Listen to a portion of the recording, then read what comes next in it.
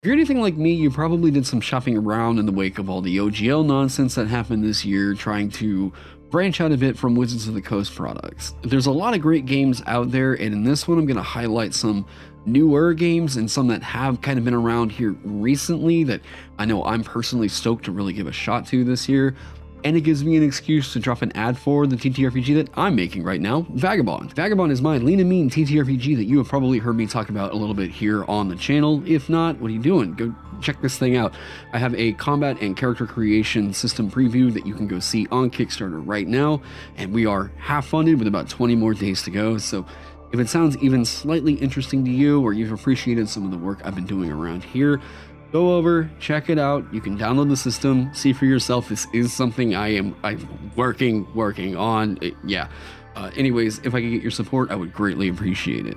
So anyways, let's get into some of these other TTRPGs that I know I am personally stoked to play this year. By the way, subscribe if you haven't already, and if you see other YouTubers that are branching out and covering some more TTRPGs, and that's the kind of coverage that you'd like to see here on YouTube, help us push back a little bit against Wizards of the Coast, and let us know by liking and commenting on these videos that you want to see more of this coverage. The first one I have on my list is ShadowDark by Kelsey Dion, also known as the Arcane Library here on YouTube. This is a brilliant, quick and easy dungeon crawler romp that can suit beer and pretzel style play for just like one-offs or long-form campaigns if you would so wish. I'm going to tell everyone in the industry to give this one some breathing room because it's pretty clear that this is going to be the ENnie game of the year for 2024. I'm sure you all have heard the likes of Ben Milton and Professor DM sing the Sensation's praises after it took the TTRPG industry by storm in March of this year, when the Kickstarter was funded for over $1 million. I feel like ShadowDark is a much-needed factory reset on the fantasy TTRPG genre, and it signals a thirst for classic dungeon crawl elements that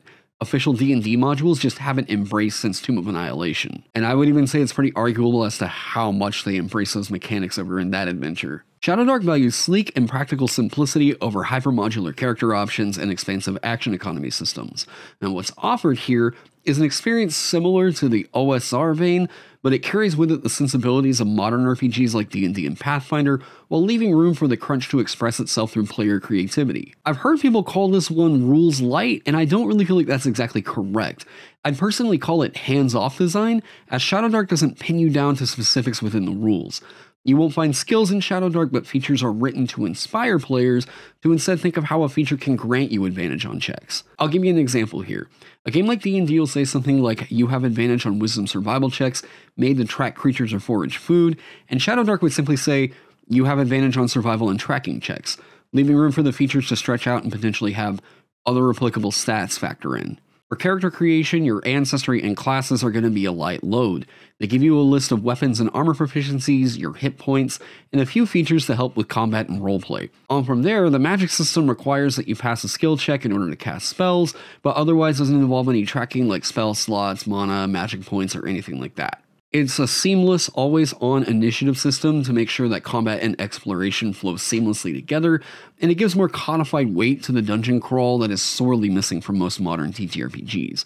This game's a master thesis on design from reduction, and even if your table doesn't feel like switching over completely from D&D or Pathfinder or something else, any aspiring game designer would benefit from picking up Dion's work just as a case study in how less is more. I personally already took a whack at designing something for ShadowDark because I really dig the system so much. I did a port, I guess, quote unquote, of the Alchemist class that I wrote for 5e over into ShadowDark, so you can go pick that up completely free. I don't know, we'll throw the link up to that somewhere over here. Next up, we've got Dragonbane, the first ever Swedish TTRPG that was just revived this year by my personal favorite publisher, Free League. Dragonbane goes by a slightly more metal name in countries where the Satanic Panic wasn't a thing in the 90s, called Drakar och Demoner. I'm sure my Okie accent is completely screwing that up, but we'll go with it anyways. But this is a D20 based roll under system that promises a more whimsical, sort of fairy tale-esque role-playing experience than D&D likes. I did a whole Let's Grok here on my channel where I learned about the system on livestream, so go check that one out if you want to hear a more thorough breakdown of this thing, or if you just want to see me lose my mind over Free League's industry-leading layout work. Look at this character sheet. Just slick. Cool. Alright, so we just know that all of these sidebars are always going to be optional rules. God damn, I love these sidebars so much. That is so much work. The reason why I'm kind of clicking around on this is because I can tell what the different assets are. This is a separate image right here. This is a separate image right here. I mean, they copy and paste it, sure. But knowing how much work goes into layout, and this is a separate image right here, right? This took so much time to do for every single sidebar. But you'll see, I mean, Ken, even, yeah, like, yeah, you'll see this. So these different caps right here help to clean up what they were doing with this. But like this image right here, you'll see that they adjust every single one of these title, every single one of these title headers like this right here. They adjust the size for all the different headers. So like there's measuring time, trying to find a shorter one. See, okay, so creating your character, they resize it every single time to try and fit all the text in there and give it the amount of spacing on the side, like all the padding and everything. It's crazy. Yeah, they literally put different images together for the sidebars. As a sort of brief elevator pitch here, your character's kin and profession offer a light load with a lot of expression similar to ShadowDark, but other than that, you'll feel pretty at home making a character in Dragonbane if you've ever played 5e or Pathfinder, with the exception that there's like less levers to flip, if that makes sense. In general, it's a lower level system with lower level magic. You're going to get a starting package with your profession and kin choice rather than a whole level progression, as in like you're like a 10th level barbarian or something like that. You get this starting package and pick new talents as you level up, rather than have this hard set path as your class defines you or anything like that. Because of this, this method offers a wider network of character expression, more akin to Pathfinder than the hard set paths of 5e. Just another example as to how they've tried to streamline this game and make it feel like it's all more cohesive and like worked in together. The overall condition count is reduced down to 6.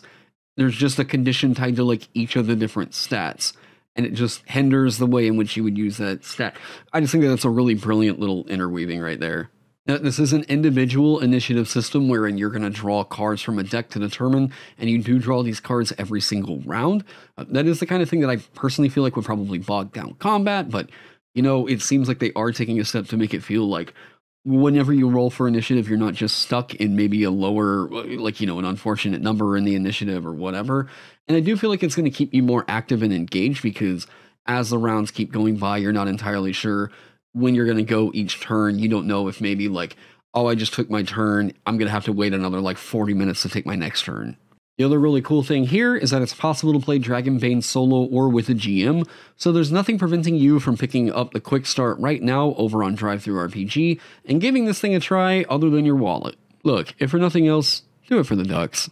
This next one I'm really excited to share with you all because I haven't seen any other YouTubers covering this one. Inspired by the SCP Foundation, Triangle Agency is a D4-based system wherein the players take on the roles of agents working for a secret government agency that's tracking down anomalies.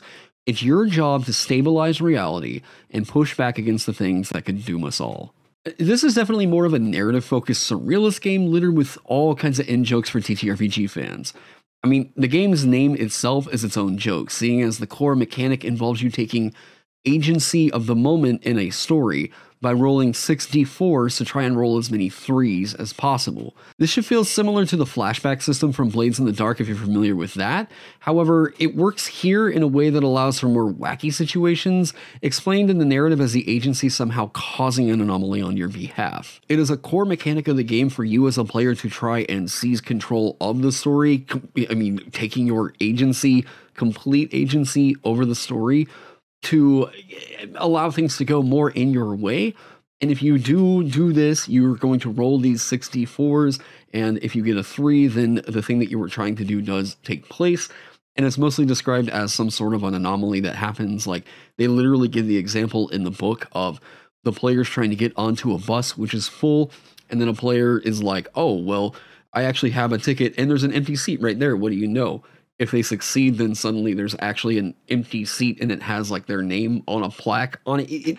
It sounds like so much fun for anybody that's really into TTRPGs, more for the narrative rather than like hard set balance. If you just want the story being told and have a bit of like an improv tool for that, Triangle Agency could really suit the needs of so many like Call of Cthulhu fans. Now, you know me, I am a sucker for great layout, and the Delta test kit for this thing just oozes with style. I'm not entirely sure why, because like the font choices and stuff aren't even the same, but like the aesthetic kind of gives me this Umbrella Academy vibe for some reason. Like, I don't know, the sharp geometric font choices, the black line artwork with red highlights, it's just a killer look to complement this intriguing, surreal experience. I haven't been able to fully grok this one just yet from the Delta test kit, but it's one I signed up to back on Kickstarter the moment it goes public, and I highly suggest you give this one a look. Now, the last one I've got up today is actually Frontier Scum, and this is from Games Omnivorous and created by Carl Druid. I was first exposed to this Morkborg-inspired Western by Carl Druid from Questing Beast video, which seems to have put it into such high demand that Games Omnivorous has trouble keeping it in stock. I've been hoping to get a copy, if for nothing than to have it on my shelf, because Games Omnivorous knows how to print some beautiful books. Like this one I've had hidden in the background all up until right now. Isle of Ix, this is a book by Skullfungus, who is an artist I follow over on Twitter. Once I found out about this, I picked it up, and I mean, this just has, like, the amount of polish put into this book, the end papers being, I know that this isn't, like, you know, it's super fancy to have different colored end papers, but, like, just the cover being cloth, oh, yeah, everything about this book is just beautiful, gorgeous highlights. Yeah. Anyways, it's a Game Omnivorous book. I'm not going to, like, you know, obsess on that one too much. If you're not really familiar with the Morkborg system, I do have a guide to that for 5e fans here on the channel that I'll link, like, right up here or over here right now. I don't know, wherever that's going to actually be. But this is a rules light system that is just mostly a bare bones Western role-playing system, and if you played a game like Deadlands and you like those types of stories, but maybe you just think that the system over there is just a little bit complicated, this one should give you more of a classic sort of a Red Dead Redemption feel. Now, since I don't own the book, I can't really do a comprehensive overview. I just know that this is a Morkborg-like, but I will link you all over to Questing Beast's video because he did do a comprehensive breakdown of the system over there. It's convinced me I need this thing on my shelf. I'm just having such a hard time finding it because it seems like the moment that they do get a restock, it's immediately sold out, just like Into the Odds. So, I don't know. Anyways, I really want to get a hold of Frontier Scum. If you have a copy and you feel like sending it my way, let's get in touch. Anyways, so those are just 4 TTRPGs that I know I'm personally stoked to try out this year. What else do you want me to check out? Let me know down in the comment section below. And if you want to see more videos like this, like I said earlier, why not like, subscribe if you haven't already. I want to throw a huge shout out to my Patreon sponsors. Thank you all so much for helping me keep the lights on around here and coffee in my blood. You all are absolute heroes.